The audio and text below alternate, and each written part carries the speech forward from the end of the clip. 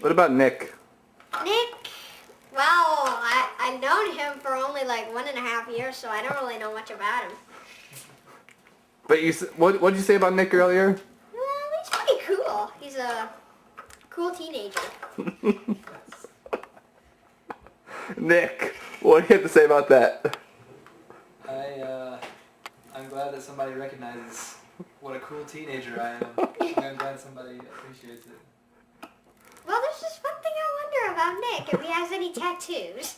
I just wonder. What, I'm just wondering. I wonder if he has any tattoos. Hey, Nick, do you have any tattoos on you or something like that? I'm just I have wondering. no tattoos. I should get one though. I should get a tattoo.